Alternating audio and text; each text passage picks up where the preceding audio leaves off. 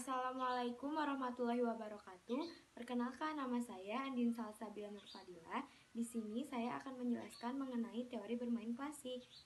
Sejarah teori bermain klasik. Teori bermain klasik muncul sebelum abad ke-20 dan sebagian besar menggambarkan suatu kekuasaan dan kekuatan pada saat teori itu diangkat dan dimunculkan. Pada saat itu mereka berusaha menjelaskan mengapa munculnya perilaku bermain serta apa tujuan dari bermain.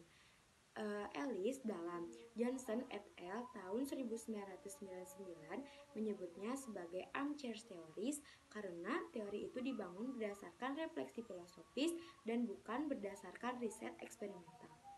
Pengertian teori bermain klasik menurut para ahli. Yang pertama, menurut Plato. Plato merupakan orang yang pertama kali menyadari bahwa bermain itu penting bagi anak karena adanya nilai praktis. Menurut Plato, anak akan lebih mempelajari aritmatika dengan cara membagikan apel kepada anak lainnya. Nah, apel di sini dapat dijadikan sebagai objek untuk anak supaya anak dapat berlatih menghitung. Menurut Plato juga, dengan anak bermain, anak akan tahu akan jadi apa dia di masa depan. Contohnya ketika anak menggemari menggambar, di masa depannya anak dapat akan menjadi pelukis. Jadi menurut Plato, bermain akan menjadi tolak ukur untuk masa depan anak. Lalu yang kedua, pengertian teori bermain klasik menurut Aristoteles. Aristoteles berpendapat bahwa bermain untuk anak dapat menjadikan tolak ukur atau memiliki cita-cita anak untuk ditekuninya di dewasa nanti. Contohnya ketika anak gemar menari, orang tua dapat membangun atau mengasah kemampuan anak tersebut sebagai tolak ukur di masa depannya. Pendapat dari Plato dan Aristoteles ini kemudian membawa dampak pada reformasi dalam pendidikan abad ke-17. Pada saat itu, pendidikan disesuaikan dengan minat dan perkembangan anak. Lalu yang ketiga, pengertian teori bermain klasik menurut Froebel. Froebel berfokus pada pendekatan bermain bebas. Froebel percaya bahwa anak membutuhkan pengalaman yang nyata dan aktif secara fisik terkait bermain dan belajar.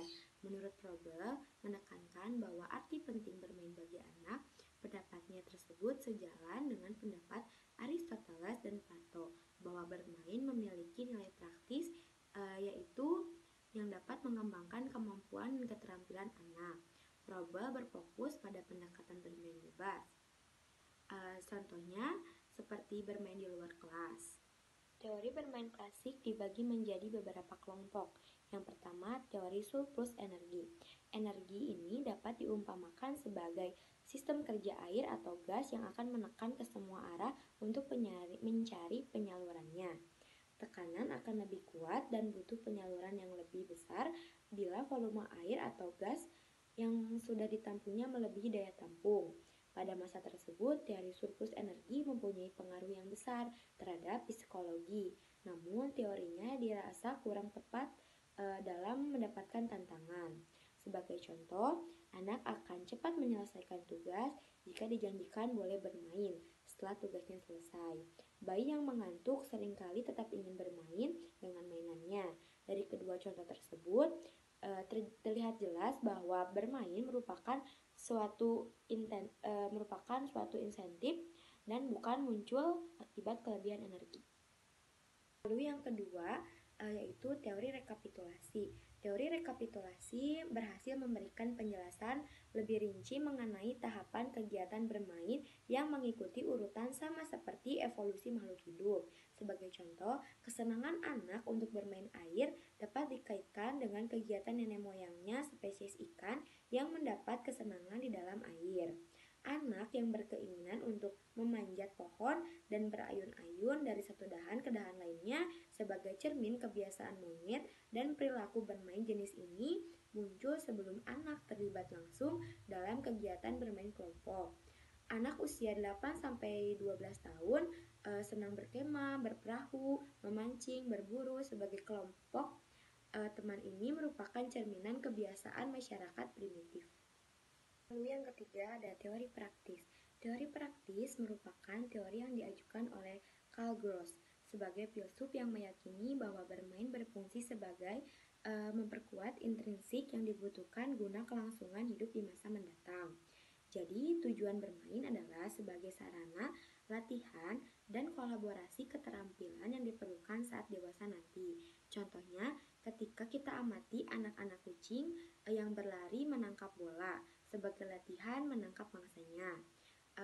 Lalu, kita melihat bayi yang sedang menggerak-gerakkan jari, tangan, kaki, tidak lain sebagai latihan untuk mengontrol tubuhnya. Bayi berceloteh untuk melatih otot-otot lidah yang dibutuhkan untuk berbicara. Mungkin cukup sekian yang dapat saya sampaikan. Mohon maaf bila ada kesalahan. Wassalamualaikum warahmatullahi wabarakatuh.